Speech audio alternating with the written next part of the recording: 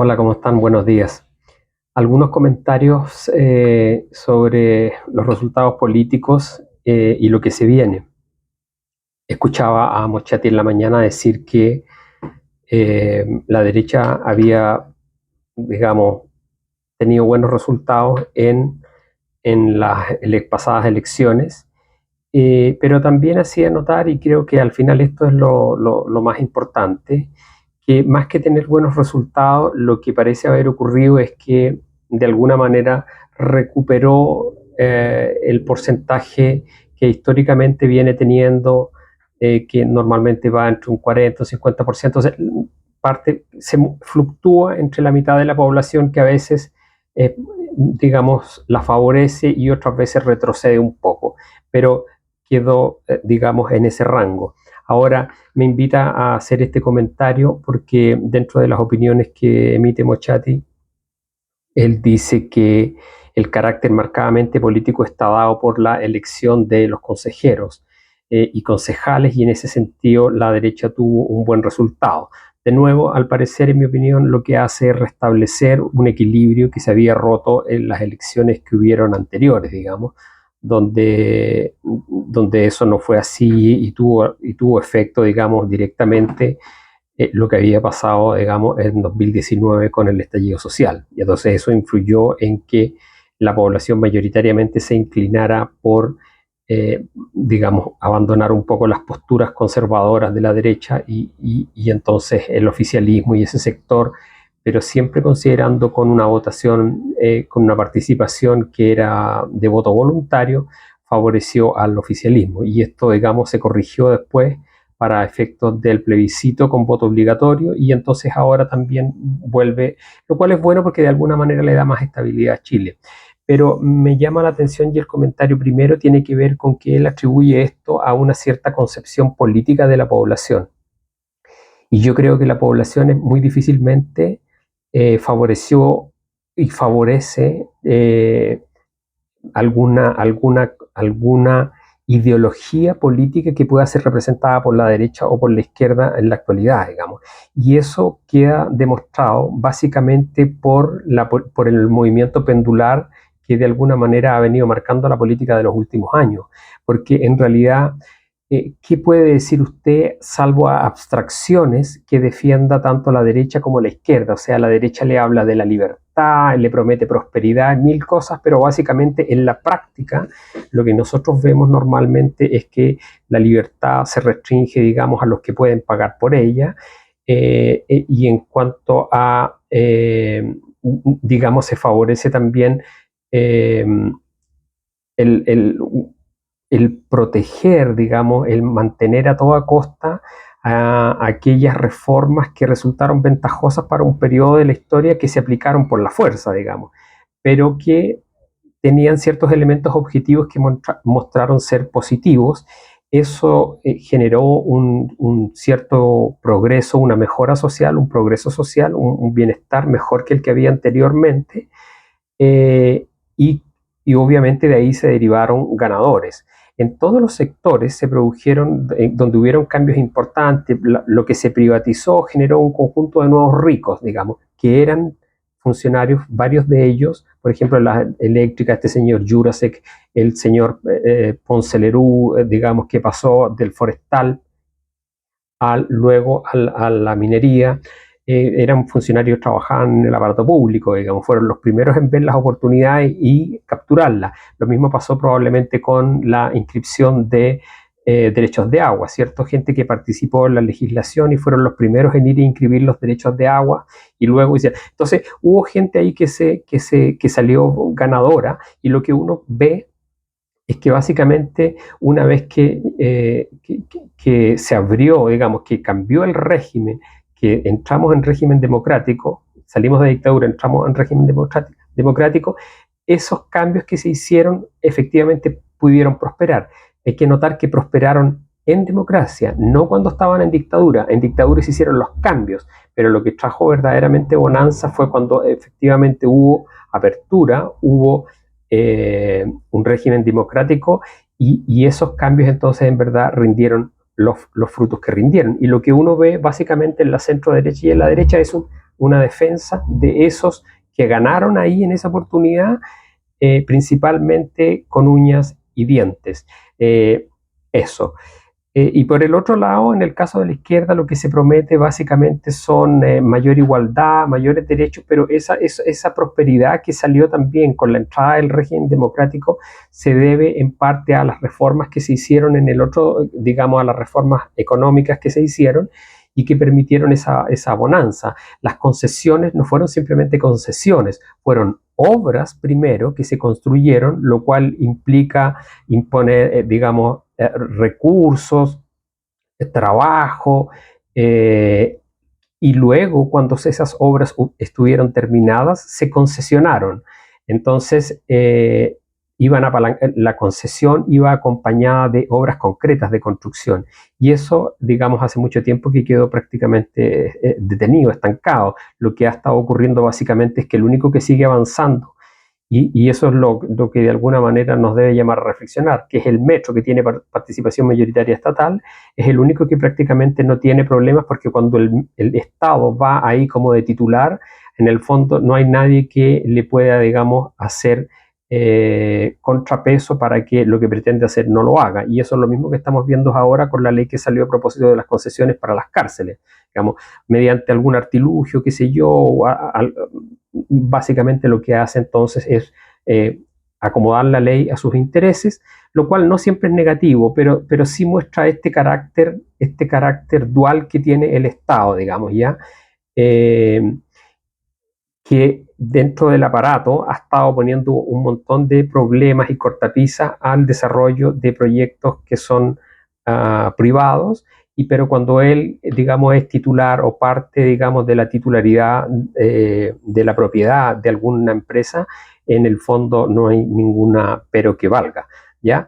Y entonces cuando la economía efectivamente se estabiliza y empiezan a bajar los indicadores de crecimiento, lo que hay básicamente son promesas de que vamos a distribuir mejor y qué sé yo, pero es la economía la que al final impulsa la prosperidad cuando la gente tiene trabajo, y si la economía se mantiene en un estado de crecimiento bajo, las posibilidades de que haya mejoras importantes y de que más gente se incorpore al trabajo, mujeres, personas adultas del orden de los 40, 50, y ni hablar de los adultos mayores sobre 60 años, es muy difícil.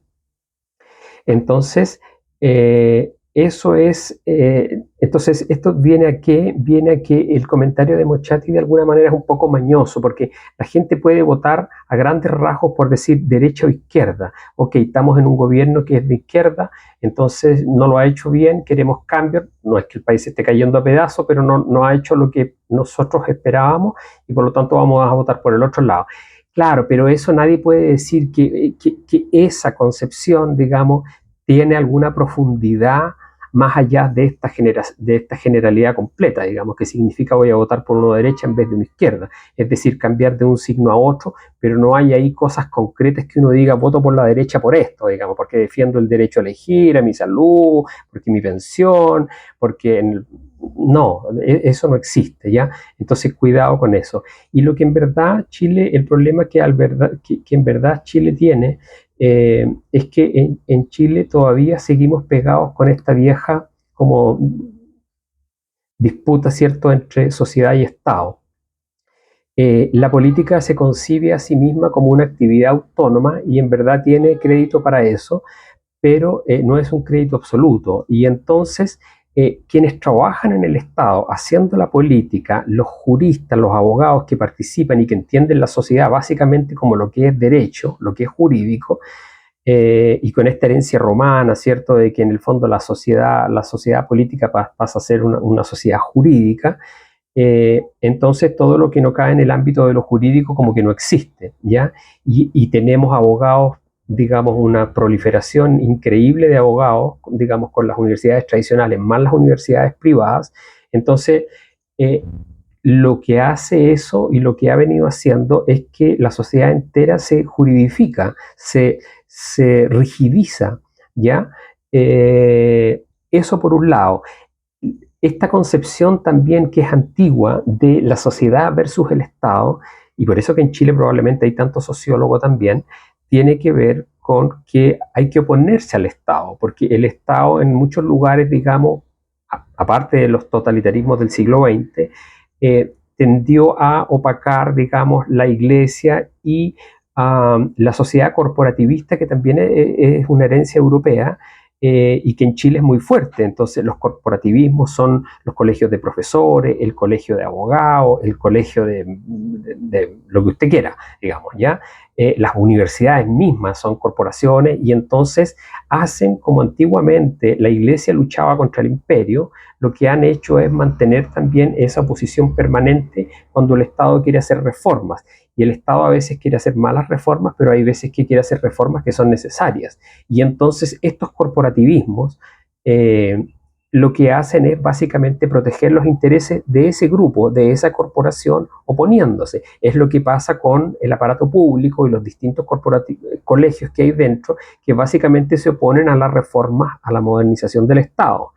Pero es lo mismo que mirado desde el punto de vista desde el Estado, ahora viendo cómo lo hacen las sociedades, es lo que hacen las universidades, es lo que hacen las asociaciones civiles, las corporaciones privadas, las empresas, cuando se oponen, por ejemplo, a reformas que implican hacer cambios en salud pública, cambios en educación, cambios en pensiones, y lo que hay ahí entonces son estos intereses, no de la sociedad, que es mucho decir, sino que de estos grupos que prácticamente tienen intereses muy concretos, ejercen una influencia fuerte a través del lobby en el Parlamento, y lo que hacen entonces es bloquear estos cambios, estas transformaciones que la sociedad como conjunto necesita, no solo anhela y quiere, sino que necesita. Entonces, al final, lo que tenemos es que lugares importantes como son las universidades, lo que vienen haciendo es enseñando medias verdades. O sea, por eso decía el otro día yo que es fantástico que la gente que estudia una carrera técnica, porque el que estudia una carrera técnica aprende algo que es básicamente, tiene una base científica y tiene, así como alguna vez Kant dijo que eliminada la metafísica, que era pura, básicamente, dialéctica inútil, dejaba espacio para que la religión pudiera ocupar un lugar dentro de la concepción de las personas. Entonces, lo mismo se puede decir de las humanidades en Chile. Aquel que estudia una carrera técnica o algo científico deja completamente abierta la posibilidad para aprender ciencia, complementar esa educación con humanidades que le sean verdaderamente útiles. Pero las humanidades que se estudian en Chile son medias humanidades, son medias verdades. Estamos todos los libros y toda la oferta que hay de literatura y de filosofía y de ciencia está colada, tamizada por ciertos criterios de sus propietarios y porque el Estado de alguna manera ha sido, digamos, ha sido de alguna manera cómplice con este esquema de que el acceso a la educación, a la información, al conocimiento está limitado. Y sobre todo está limitado, como digo, en las áreas relacionadas con las humanidades. Los que estudian carreras científicas tienen, como diría Kant, ese espacio vacío para aprender cosas, para aprender lo que sabemos a ciencia cierta de, ¿cómo se llama? De humanidades que en verdad, cómo se ha desarrollado el resto del mundo, cómo se desarrolló el conocimiento en Europa, cómo se desarrolló la misma cultura oriental. También tiene riqueza y también tiene cosas que aportar. Y sin embargo aquí todo eso, como te digo, queda prácticamente excluido de nuestro saber. Entonces, los humanistas que hay en Chile son dogmáticos, esencialmente dogmáticos, y están repartidos en todas las universidades. Se salvan de ello los que entran a estudiar carreras técnicas. Esas carreras técnicas, cuando son en universidades como la Católica o qué sé yo, tienen influencia, inevitablemente se les cuelan a través de ramos que les hacen ahí esta dogmática, que básicamente es premoderna, ¿ya? Entonces, pero aquellos que estudian donde no está presente esta infiltración que se hace de esta dogmática inútil, pueden efectivamente aprender con acceso a conocimiento y a libros que no llegan a Chile una verdadera complemento educativo para que podamos dar el paso a lo que se requiere. Y este es el hilo que viene con lo otro. ¿Qué es lo que se requiere? Nosotros tenemos una economía que básicamente se ha desarrollado a partir de los recursos naturales. Ya lo he dicho antes, los recursos naturales son básicamente la biomasa que se captura y se vende, que está en el mar y qué sé yo, la piscicultura, en fin, ya pocos players para poder hacer, digamos, economía de recursos naturales, son pocos los que se llevan todo. Entonces están los que tienen flotas marinas de pesca, digamos, que pueden, digamos, que tienen el recurso básicamente para ello, compiten con pequeños grupos, digamos, de pescadores artesanales, pero el gran volumen se lleva. Y nosotros en Chile comemos muy poco marisco y muy poco pescado porque es carísimo, porque como se compra y se vende para exportar, es más importante el negocio. Entonces, obviamente que ellos tienen un estupendo negocio, pero tienes pocos participantes ahí, pocos players, pocos jugadores. En la minería pasa exactamente lo mismo. La minería son pocas empresas privadas que hacen la explotación y el Estado por otro lado. El Estado lo hace para administrar sus recursos y lo primero que hace es sacar su tajada para asegurarse ellos. Y dentro de ellos los primeros que se aseguran son las Fuerzas Armadas. Entonces, y ese es el problema que hay con la visión estatista. Si la visión corporativista o de la sociedad tiene sus problemas, tiene sus bemoles de estos grupos que buscan asegurarse, en el Estado está capturado por ellos también. Entonces, cuando el Estado participa en la economía como agente económico, lo primero que hace antes de repartir utilidades, antes de repartir beneficios, ayudas, subsidios para otros, lo primero que hace es asegurarse a sí mismo.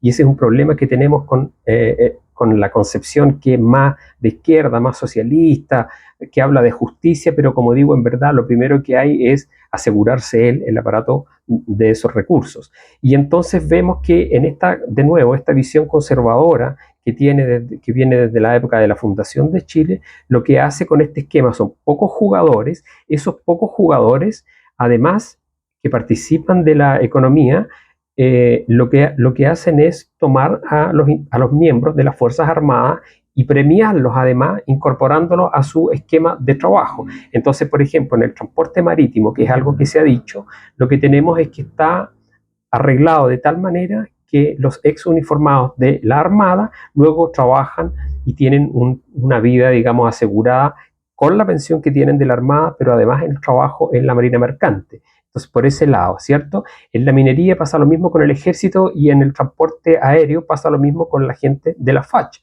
Entonces ellos están estupendos. Y si uno mira el comercio de retail, que es otro gran negocio, tenemos recursos naturales y comercio de retail. Y en el comercio de retail, carabineros, que son los que trabajan y están acostumbrados con la seguridad.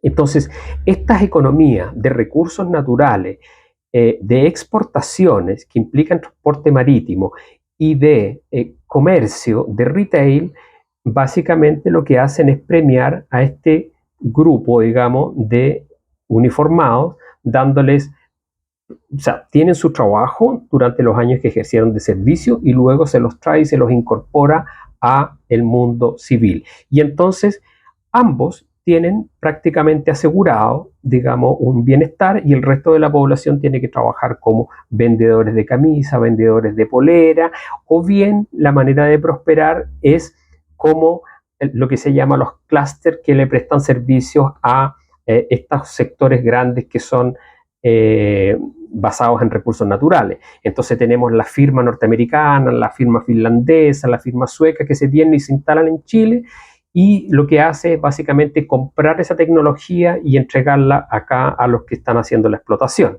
¿cierto? Entonces están todas las firmas asociadas, por ejemplo, al mundo forestal, que tiene que ver con toda la industria que se genera para la producción de pulpa y está asociada ahí toda la maquinaria que se necesita para la explotación forestal y entonces ahí tiene ese clúster que de alguna manera favorece ese sector. En la minería pasa lo mismo. La minería es una explotación de recursos, entonces lo que tiene ahí es, de nuevo, firmas internacionales que se instalan en Chile y que traen y venden acá la tecnología, el desarrollo de esa maquinaria, de esos equipos que son todos hechos fuera, y que se compran acá y se venden acá, y entonces ahí hay un sector de servicio que está asociado a servicios y a la venta y representación de esa maquinaria acá, ¿verdad? Y eso es lo que tenemos. Entonces, el resto de la población que no participa en esa economía, ¿qué es lo que le queda? Le queda trabajar, como digo, en el comercio, vendiendo refrigeradores, lavadora, vajilla o ropa. Ingresos, sueldos que van desde los 300, 500, llegarán a 1.000.000 de pesos, por ahí, ¿ya? Pero son pocos y ha hecho, digamos, la digitalización de la economía ha hecho también que entren plataformas para poder comprar y competirles a ellos también. Entonces, es una economía que en este esquema ya ha incorporado a la gente no se quiere ir, no quiere perder su trabajo y todos los que entran, digamos, quedan ahí dando vueltas y los que ya tuvieron algún tiempo trabajando y tienen experiencia se vuelven más caros y entonces la economía en la forma actual tiende a desecharlos. ¿Es sustentable esto? Evidentemente que no, porque si Chile, por ejemplo, dentro de todo tiene problemas con el agua, es raro que entonces pueda ser sostenible una agronomía exportadora, ¿ya? Es raro que nosotros